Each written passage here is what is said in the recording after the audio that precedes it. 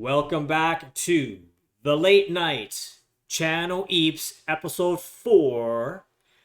And today, I would like to follow up from what I was talking about in the previous episode.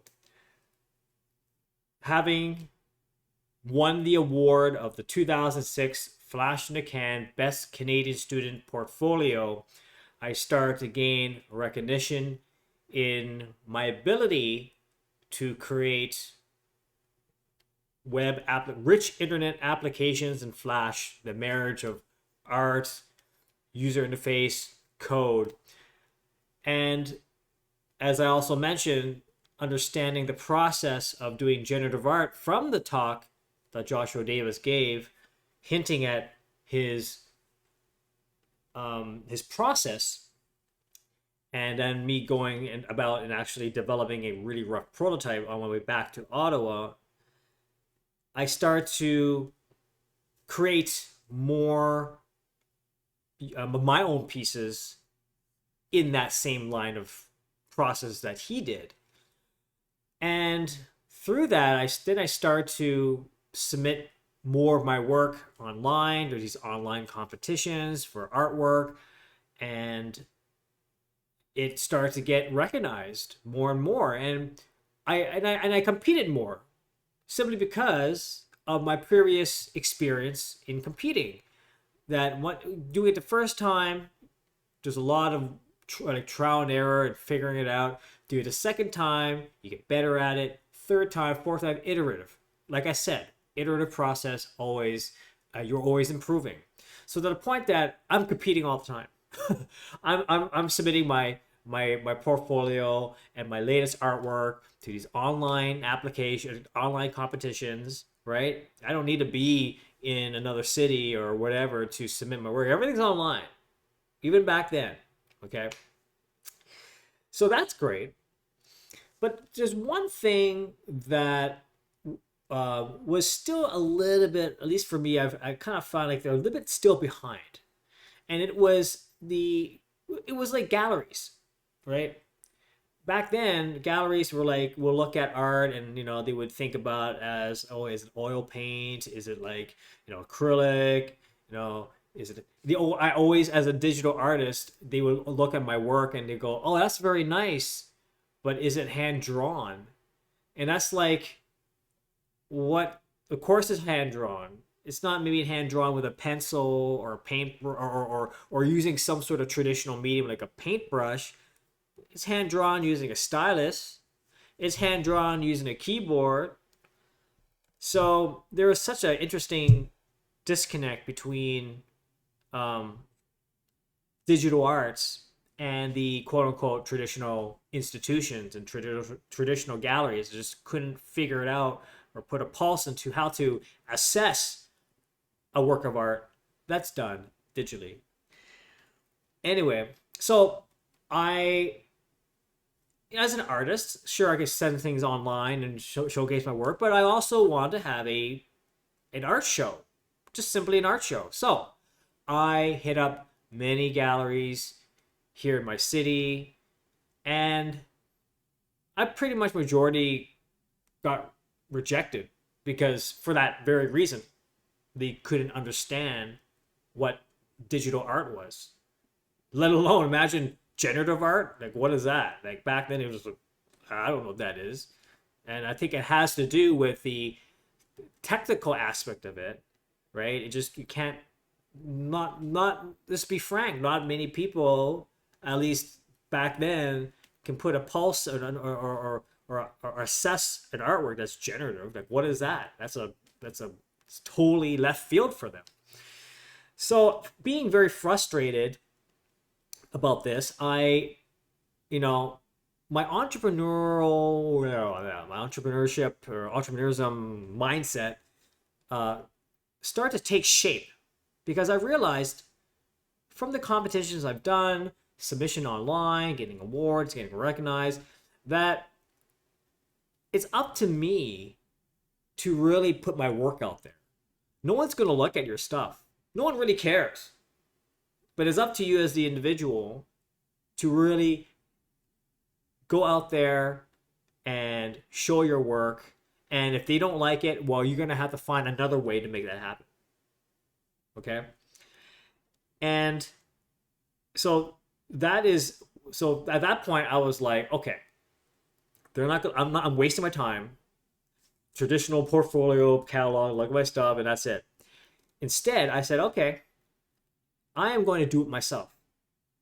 I am going to go, maybe not a traditional gallery or whatever. I'm just maybe hit up every single restaurant or cafe that I can go to who appreciate my work. Okay, let's not go and narrow down the scope of just a gallery, because at the end of the day, in my mind, the whole point of showing your work is not within a very segmented, narrow demographic. Art is supposed to be seen by everyone. It's democratic. You gotta show it out. So I have no issues at all being shown in any other environment or venue. So I remember that there was one restaurant in Ottawa, Byward Market, called Memories Restaurant. For those residents of Ottawa might know of this place. I don't know if they're still around anymore, but I remember this very kind lady saw my work and she liked it. And she said, you know what? Okay, I'm going to give you an art show. And at Memories Restaurant, which I was very, very happy. But of course, it being a restaurant, it's a cafe. It was a cafe. It had amazing cheesecakes. Strawberry cheesecake was their go-to. It's such a great place. And I decided to, you know what? Well, now I got the venue. We have a deadline to have the show. Now I'm going to promote it. So now suddenly an artist becomes a person who seeks a venue, is now transformed again to be a marketer, a promoter. So I went out there, I did my artwork, I created my artwork into pamphlets, I promoted it, got my friends to help me promote it, and so I'm wearing many, many hats, getting activated by so many different aspects of what entails an art show. And this is the first time doing it. It just so happens that I have a little slideshow to show you of that time. Let me get to it right now. Let's see if this works. Oh, hello. Wow, this really does work. So, this was the pamphlet I created. It was called Memories Restaurant Presents Upburst Exhibit. It wasn't called EEPMON at the time, but anyway, that was the artwork that I created. And this dates so way back. But I created these three pieces. The middle one is Chaos Bloom #1, right? If you go down to the close to the Ottawa Art Gallery and right across the Suites Hotel, you'll see another piece another mural that I just unveiled called Chaos Bloom Tidal Wave. So this follows the tradition and trajectory of my Chaos Bloom series that's currently being shown in the mural right now here in Ottawa. But there's a throwback. I think this was 2006. After the 2006, I think, no, 2005. That was after FITC. Okay. Then I decided to create this body of work, and I created some swag. I created some little postcards, some prints, and it was great. Look at this. There's people coming in, my buddies, his friends and family, and the community coming in. Boy, do we all look young back then. It's crazy. I was studying at Carleton University still, and my fellow colleagues came to visit. That's my mom in the middle there. Oh my God, these are all my buddies. I still keep in touch with many of them. I still do. What else we have here? Oh, it's still loading? Uh-oh. But yeah, so essentially, it was a success. It was my first time managing and showcasing and promoting and displaying and organizing my artwork. And at the end of the day, these are the two at the front. Oh, that's Saul. Saul, he's my buddy. He's in LA now. He's also an avid runner too. But we're I keep in touch with many of these people. And I learned how to become an entrepreneur in that sense of organizing things. And the art show is one thing, okay, having my artwork displayed. But I really got a kick out of the fact that I executed the whole holistic endeavor. The artwork was not just the art, it was the whole experience of activating an event 360. So that was a little slideshow there for you. I thought it'd be pretty neat to share that with you. So hope you enjoyed that. And then since then, I decided, you know what? Instead of focusing my energy and always hitting up every gallery and not getting results, forget that. I'd rather spend that same amount of energy to pursue more, what's the lack of a better word, more surgically the things that I want. Like the show, and then later on, I was like, really, this was really successful. I'm gonna try this, take this same concept, and then apply it to other venues, which was like, again, in Ottawa, Vancouver. I even did I'll talk about a couple shows I did when I was in Tokyo, Japan, 2009. That's OG. But again, it's that same concept, the same. I'm gonna set it up, do it up, and I learned more about myself. I learned how, like, oh, I became pretty good at marketing.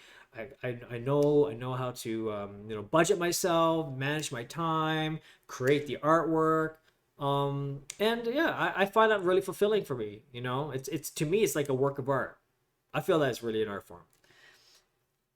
So that is how really, I guess, it started my entrepreneurial ways and thinking and doing things, and it's sort of like a spin-off from what would be considered the traditional linear approach of how artists gets out there, either through a gallery or agency or whatnot. I was like, you know what? It's a small world. I want to explore. I might as well, just have fun with it. So that's my little story.